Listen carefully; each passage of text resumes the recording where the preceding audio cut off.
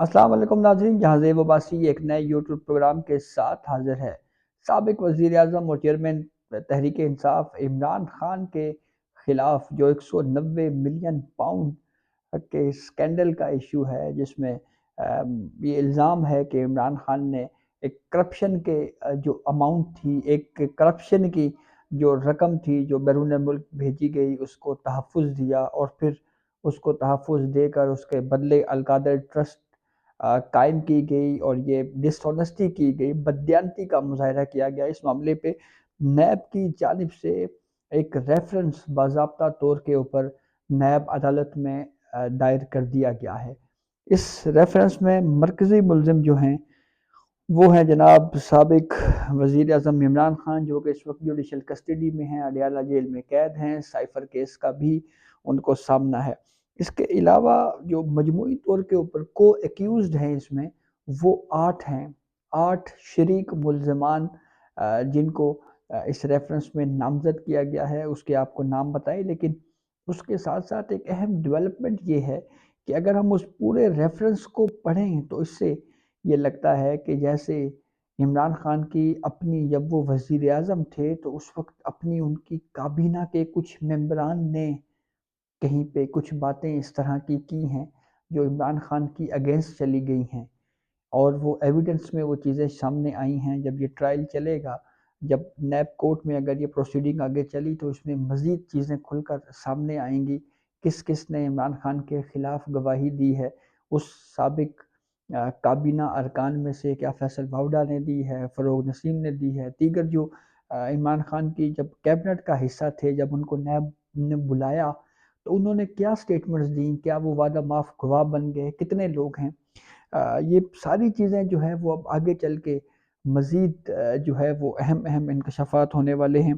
تو سب سے پہلے تو کو ایکیوزڈ کے بارے میں آپ کو بتائیں کہ جو مزید شریک ملزمان ہیں جو نیب کے اس ریفرنس میں جن کو بنایا گیا ہے، اس میں مرزا شہزاد اکبر ایسڈ ریکوری یونٹ کے چیئرمین رہے ہیں۔ یہ وہی ہیں جو بڑے ایکٹیو تھے چیف جسٹس قاضی فائز صاحب کے خلاف جو غیر قانونی طریقے سے جو انویسٹیگیشن کلیکٹ ہوئی، ریفرنس ان کے خلاف بنانے میں، اس میں بھی بڑا اہم کردار رہا شہزاد اکبر صاحب کا۔ آج کل بیرون ملک میں ہیں، یو کے میں کہیں پھر رہے ہیں۔ پھر اس کے بعد ہے جناب ملک ریاض حسین۔ پھر چوتھے نمبر پہ ہیں ضیاء المصطفیٰ۔ یہ بیسکلی ایسڈ ریکوری یونٹ میں جو ہے وہ ایکسپرٹ تھے انٹرنیشنل کرمنل لاز میں۔ پھر اس کے بعد سید ذوالفقار بخاری یا زلفی بخاری۔ پھر اس کے بعد بشرا عمران خان جو عمران خان کی اہلیہ ہیں۔ پھر اس کے بعد علی احمد علی ریاض ملک ریاض کے بیٹے ہیں۔ اور پھر اس کے بعد فرحت شہزادی یا جو فرح گوگی کے نام سے جو مشہور ہیں۔ تو یہ مجموعی طور پہ 8 شریک ملزمان ہیں جن کو جن کے ملزم بنایا گیا ہے، اور یہ کہا ہے کہ یہ آپس میں لنک کرتے ہیں، اور یہ انہی 8 لوگوں کی وجہ سے، انہی 8 ملزمان کی وجہ سے یہ سب کچھ ہوا، یہی ذمہ داران ہیں۔ تو سب سے پہلے تو جناب آپ کو یہ بتائیں کہ اس دلچسپ بات یہ ہے کہ اس ریفرنس میں چیف جسٹس قاضی فائز عیسیٰ کے ایک فیصلے کا بھی حوالہ دیا گیا ہے، اور یہ کیس تھا بحریہ ٹاؤن کراچی عمل درآمد کیس۔ اس کیس کی آخری پروسیڈنگ میں چیف جسٹس قاضی فائز عیسیٰ نے جو فیصلہ لکھا، جو بعد میں جاری ہوا، اوپن کورٹ میں الگ جو فیصلہ لکھوایا گیا تھا زبانی، وہ اس کا جب ریٹن آرڈر آیا تو اس میں پھر یہ چیز سامنے آئی، اور جناب یہ 23 نومبر 2023 کا چیف جسٹس قاضی فائز عیسیٰ کی کورٹ کا لکھا ہوا فیصلہ ہے۔ نیب ریفرنس میں اس کا حوالہ دیا گیا ہے، اور اس کا حوالہ دیتے ہوئے نیب ریفرنس میں یہ کہا گیا ہے کہ آنریبل سپریم کورٹ 23 نومبر 2023 کو انہوں نے ایک سی ایم اے میں یہ ڈائریکٹ کیا کہ جو فنڈز یو کے سے ریسیو ہوئے وہ جو ہے وہ حکومت پاکستان کو کے اکاؤنٹ میں جو ہے وہ واپس جمع کروائے جائیں۔ پھر اس کے بعد اس فیصلے کا حوالہ دیتے ہوئے مزید کہا گیا ہے کہ سپریم کورٹ آف پاکستان نے اس فیصلے میں یہ جو رقم ہے، یہ بجائے وفاقی حکومت کو یا حکومت پاکستان کو دینے کے، یہ رقم ملک ریاض کو دینا، اس حوالے سے ایک ایڈیم یوز کیا ہے کہ رابنگ پیٹر ٹو پے پال، اور یہ اس سے یہ کنفرم ہوتا ہے، یہ تصدیق ہوتی ہے کہ جو اماؤنٹ نیشنل کرائم ایجنسی برطانیہ نے منجمد کی تھی، فریز کی تھی، یہ رقم جو ہے وہ اس اماؤنٹ کے اگینسٹ ایڈجسٹ نہیں ہو سکتی جو زمین کے بدلے بحریہ ٹاؤن نے دینی تھی. یعنی جو بحریہ ٹاؤن کی مد میں یہ رقم جو ہے وہ ایڈجسٹ نہیں ہو سکتی تھی، جس طرح سے اس کو عمران خان کے دور حکومت میں اس کو ایڈجسٹ کیا گیا. تو یہ ای ڈی ایم کا بھی حوالہ، سپریم کورٹ کے اس فیصلے کا بھی حوالہ. یہ الگ بات کہ اس حوالے سے ملک ریاض حسین نے بھی ایک درخواست سپریم کورٹ میں دی تھی اور یہ موقف اختیار کیا تھا کہ 190 ملین پاؤنڈ والا معاملہ جو ہے اس پہ نیب انویسٹیگیٹ کر رہا ہے، تو آپ آبزرویشنز نہ دیں یا ہمیں جو ہے کوئی اس طرح کی آبزرویشن ہمارے خلاف نہ دیں جس سے ہمارا کیس نیب میں جا کے متاثر ہو. تو پھر اس پہ آرڈر میں بھی یہ لکھوایا گیا تھا کہ ہم کوئی ایسی آبزرویشن نہیں دینا چاہتے جس سے جو نیب کورٹ میں یا نیب میں انویسٹیگیشن چل رہی ہے وہ اس سے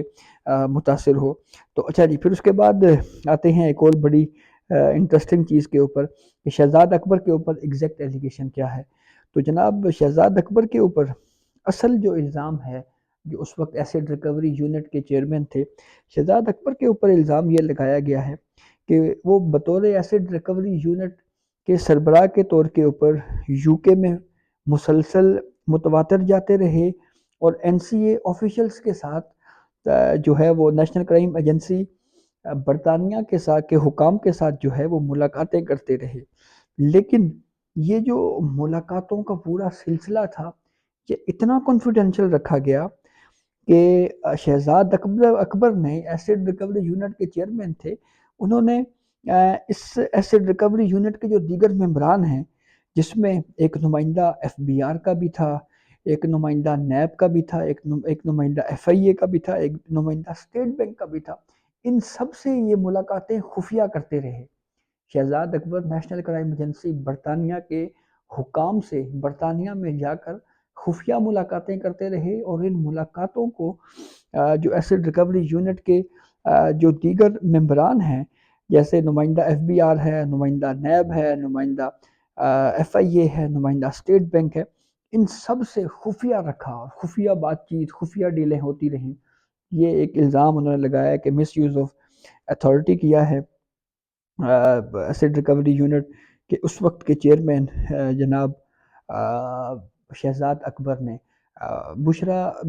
صاحبہ کے اوپر کیا الزام ہے وہ بھی آپ کو بتائیں گے،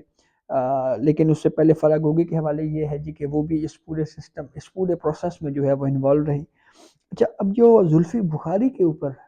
جو الزام نیب کے اس ریفرنس میں لگایا گیا ہے اس میں بھی ایک بڑی انٹرسٹنگ چیز ہے، وہ یہ ہے جی کہ the available documentary and oral evidence firmly established that the involvement of accused number 5 Sayyid Zulfikar Abbas Bukhari is committing offense of corruption and corrupt practices. اچھا، اب نیب اپنے اس ریفرنس میں کہہ رہا ہے کہ ہمارے پاس کچھ دستاویزی ثبوت ہیں اور کچھ زبانی شواہد ہیں. اب اورل ایویڈنسز سے کیا مراد ہے؟ کیا کسی نے گواہی دی ہے زلفی بخاری کے خلاف؟ یہ بہت امپورٹنٹ ایشو ہے اور یہ لگ رہا ہے کہ اس حوالے سے جو اس وقت کی جو کابینہ کے ارکان جو بعد میں حکومت جانے کے بعد جو جاتے رہے، جیسے میں نے آپ کو کچھ نام بھی بتائے، تو کیا انہوں نے جا کے عمران خان کے خلاف کہیں گواہی تو نہیں دے دی، کہیں وہاں پہ جا کے وعدہ معاف گواہ تو نہیں بن گئے؟ یہ بہت امپورٹنٹ ایشو ہوگا. اچھا، عمران خان کے حوالے سے بھی جناب اس سے ریفرنس میں پھر یہ بھی کہا گیا ہے کہ few participants who appeared during investigation revealed that when discussion in the agenda was started, the members accused number 1 Imran Khan chairing the cabinet meeting intervened to grant approval without further discussion, upon which the agenda was approved without deliberating owing to confidentiality of the matter. یعنی وہ کہہ رہے ہیں جی کہ اس reference میں یہ کہا گیا ہے کہ کچھ ایسے شرکاء جو ہمارے پاس اپیئر ہوئے انویسٹیگیشن کے دوران، انہوں نے ہمیں یہ بتایا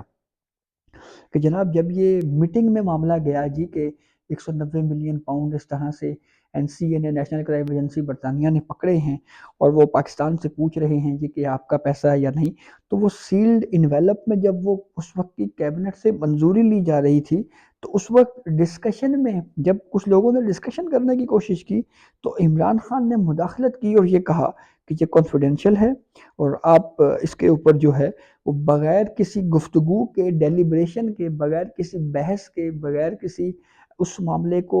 زیر بحث لائے بغیر، ڈسکشن کیے بغیر جو ہے وہ کہہ دیا گیا جی کہ آپ اس کی منظوری دے دیں۔ اور یہ کس نے بات کہی؟ نیب کے ریفرنس میں اب یہ اگر حوالہ ہے تو کچھ انڈیویجولز وہ کون تھے؟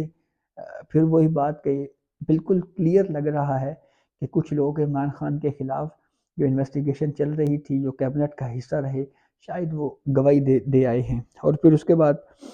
ایک جگہ پہ حوالہ ہے اسی طرح سے فرا گوگی کے حوالے سے بھی جو میں نے آپ کو بتایا، پھر عمران خان کی اہلیہ بشریٰ صاحبہ کے حوالے سے بھی اس میں یہ لکھا ہوا ہے جی کہ کچھ اور بھی فائدے جو ہیں وہ انہوں نے لیے ہیں۔ اب یہ آپ کو بہتر پتہ ہے کہ کوئی آڈیوز، مبینہ آڈیوز منظر عام پہ آنا، اس کے اوپر ہم بہرحال بات بھی کر چکے ہیں کہ یہ رائٹ ٹو پرائیویسی کے اگینسٹ ہے، لیکن ایک مبینہ آڈیو جس میں کوئی ہیرو کی انگوٹھی کا بھی ذکر تھا، تو یہ اب کیا اس طرف بھی بات جا سکتی ہے؟ تو یہ بہرحال بہت اہم کیس ہے، ڈس آنیسٹی کا، بددیانتی کا، اختیارات سے تجاوز کا الزام لگایا گیا ہے۔ 190 ملین پاؤنڈ کا یہ کیس جو اب کھل گیا، عمران خان، ملک ریاض حسین، علی ریاض، ان کی معاملہ کس طرف جاتا ہے کافی دلچسپ ہوگا۔ تو یہ اب تک یہ اپڈیٹ تھی جس سے ہم نے آپ کو آگاہ کیا۔ بہت شکریہ۔